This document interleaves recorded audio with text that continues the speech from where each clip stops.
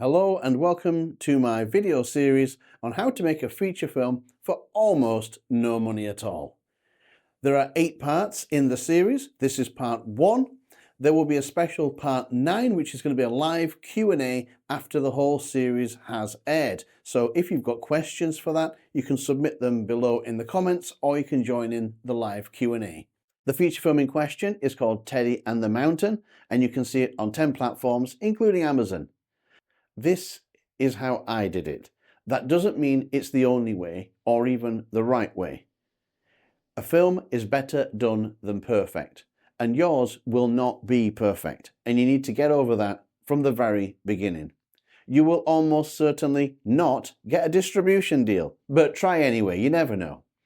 Minimum guarantees are gone. Unless you've got big names in your movie, that is not happening. Forget about that. Making a film for almost no money is 90% planning. I might even go 95% planning. It takes a lot of man days to make a movie. And if you are missing a lot of crew, then all of those hours will be added to you. They don't go away, they just add up on you. But you can save that time on set by doing it all in pre-production. Expect to spend months on planning. The budget for my film was £1,500, about $2,000. The film came in £300 under budget.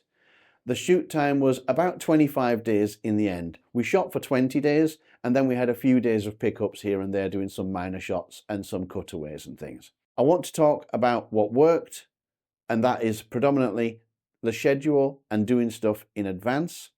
What failed: we lost one location due to a scheduling issue that somebody else booked. 2 day players dropped out and we just moved a few people around and got a couple of others into those. They were very minor roles, so no big problem there. First things first, what we're talking about here is resource-driven filmmaking. What is that?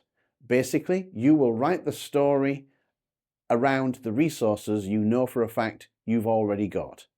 It will probably have fewer locations, fewer cast, and shoot for less days. And that will be the ingredients, and then you will write your story. Things to consider: who have you got? I wrote a story about pensioners because I know they're free Monday to Friday, and they're less likely to need money because they're retired. There aren't that many roles for anybody over 40, so I knew they'd be quite keen. What do you have? A feature film has gravitas. Use it as leverage.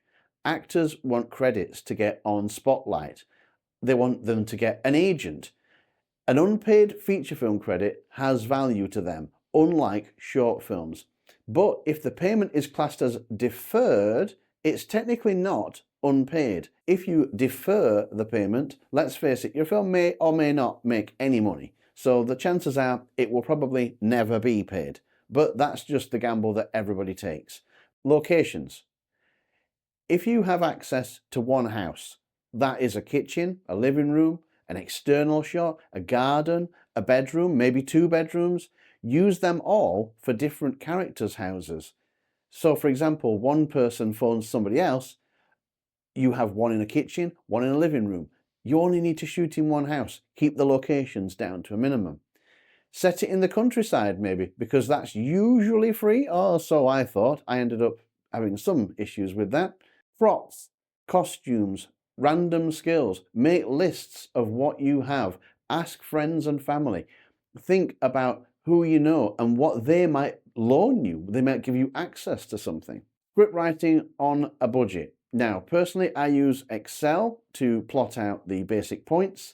Once I've got about 30 points, I have sort of 3 acts with 10 points each. I can then flesh it out to 90 bullet points, and then one line becomes 1 page. I write in Trellby, which is a free piece of script writing software, and you can download that from anywhere. Show me the money. Where is it coming from? Predominantly from your bank account. You could try a GoFundMe, that might raise a little bit of money. Unless your movie is about a good cause, it's probably going to be tricky. I was in a car accident, not my fault, and I got £1,500 compensation, which is why my budget is exactly £1,500. Woohoo, go Whiplash. I also sold t-shirts, I sold posters.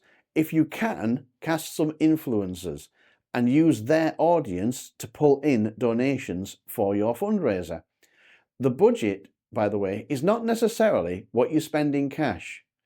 So if someone lets you borrow a car, then your budget, according to your IMDb and everything else in the whole film world, your budget will include that car at the full rental value for that car, because benefits in kind are still part of the budget at full value. Leverage.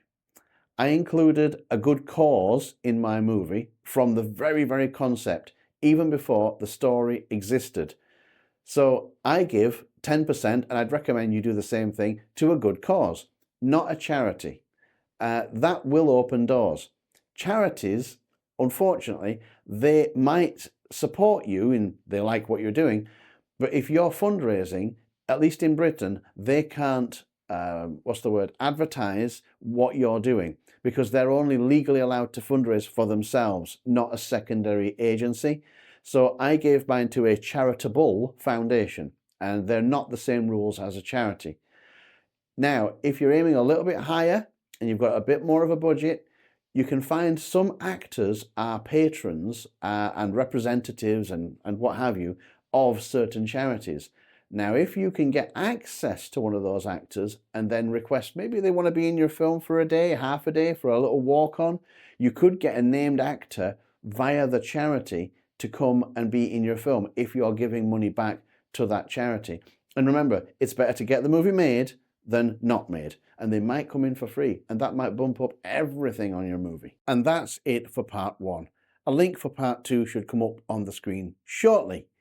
Please leave comments below if you have any questions, and do try and tune in to the live Q&A at the end of the series.